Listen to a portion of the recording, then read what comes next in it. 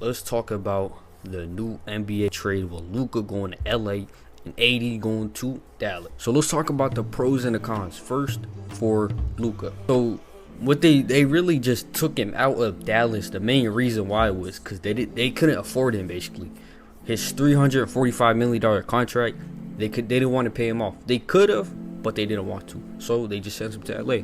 And it's made sense for LA because when LeBron retires, what's gonna happen really? They don't got no plan B, no anybody other, and AD's really just taking up space for them. So they thought, let me just take AD out, and who's the most hottest person, most best? They're young. So Luka is very he low-key is young. He's 25 years old, and LeBron James 20 years old. And when LeBron James leaves, Luka is gonna form into the Russian LeBron. He's not gonna be the white LeBron. He's gonna be the Russian LeBron. LeBron leaves because LeBron is going to be retiring. It's not gonna be anytime soon, but there will be a point in time where he will retire.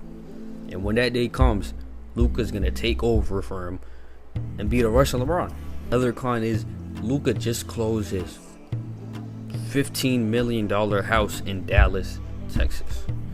This nigga had his whole lifestyle planned. He had everything planned. He wanted to live in a Dallas legacy, end up retiring, living at $15 million house with his family. And they also loved him too. Dallas loved Luka Doncic. He loved them back. But there goes his $15 million house. His $345 million deal is basically cut in a quarter. Since they're not paying him off his deal, that's approximately $117 million down the drain, and the rest of his contract with the money that he got, or the money he will get in his 2-year term with the Lakers, is gonna be taxed. Because in LA they don't tell you, they tax you so much, but in Dallas they're not gonna tax you little to none. So with that $117 million down the drain, his $15 million house is gonna have to sell it. His Dallas legacy is all gone, and he has to move to the Lakers. There's a video of him being emotional, and there's also another video of him being supportive, which the video looked like he was forced into.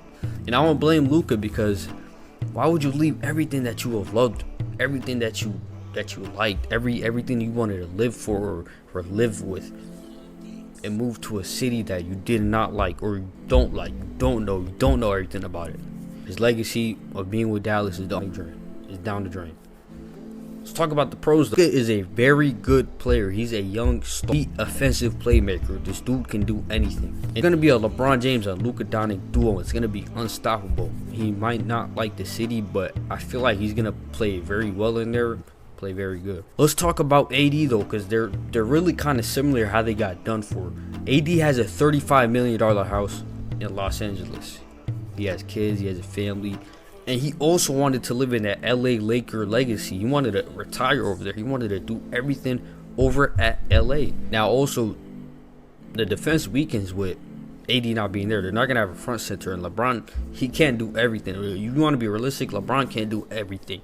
He's not going to be a front center. And the Lakers were really just thinking, hey, we got an old man over here. He keeps getting injured. He's putting up barely above minimum buckets. Just take him out.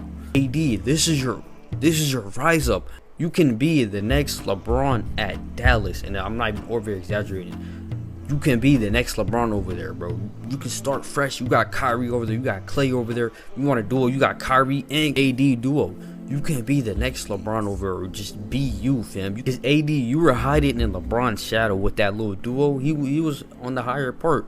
You can thrive the way you want to thrive without a person blocking your shadow or all of that. Be the next biggest you, the better you can be over there. But the way you play, though, it's not about how good you play. It's not about more so how many points you put up. Your team has to have good chemistry. You cannot just bring 3 different people you don't know from 3 different states and just trade them to different states and then all of that. You're not going to know each other. You're not going to know how you play with each other. You're not going to know a lot of things. Your chemistry really got to be good for your teams. LeBron James and Luka, they both like each other. They both know each other. Luka, actually growing up, he was a young fan of LeBron James.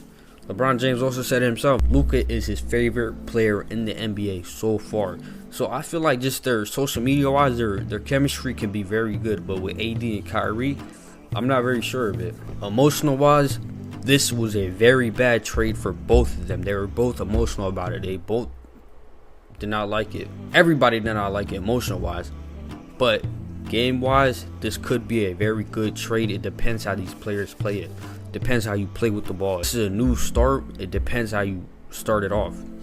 Are you gonna be better than you were at your old team, or are you gonna be worse that you were? But it's gonna be a very good game. I want to see that Luka and LeBron James duo and that AD and Kyrie duo. I want to see them go up against each other. And yeah, AD really has his true chance to come back up.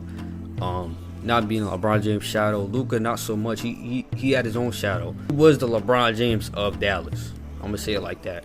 But there cannot be two LeBron James in the same team. So I want to see how that plays out. Is LeBron James gonna be in his shadow, or is Luka gonna be in his shadow like AD was with LeBron? It's gonna be very interesting. But this was game wise, this is a good trade, but emotional wise, not so much.